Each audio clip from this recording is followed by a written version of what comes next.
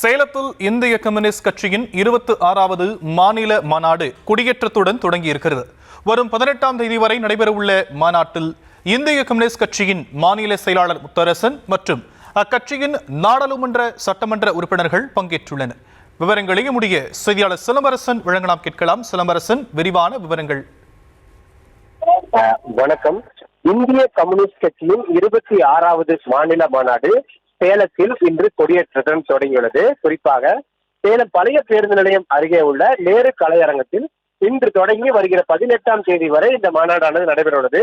குறிப்பாக மாநாட்டின் முக்கிய நிகழ்வாக நாளை தமிழக முதலமைச்சர் உள்ளிட்ட கூட்டணி கட்சி நிர்வாகிகள் பங்கேற்றுள்ளனர். இந்த நிலையில் இன்று இந்திய கம்யூனிஸ்ட் கட்சியின் கொடியினை ஏஎம் மூர்த்தியும் அதே போன்று தேசிய கொடியை முன்னாள் சட்டமன்ற கோவிந்தசாமி ஆகியோர் கொடியேற்றி வைத்து இன்று இந்த மாநாட்டை தொடங்கியுள்ளனர். இதில் தமிழகம் முழுவதும் இருந்து இந்திய கம்யூனிஸ்ட் கட்சியின் பிரதிநிதிகள் மற்றும் தொண்டர்கள் கலந்து கொண்டுள்ளனர்.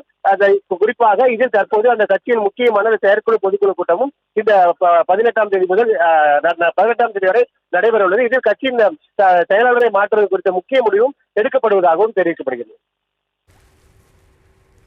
விவரங்களுக்கு நன்றி சிலம்பரசன்.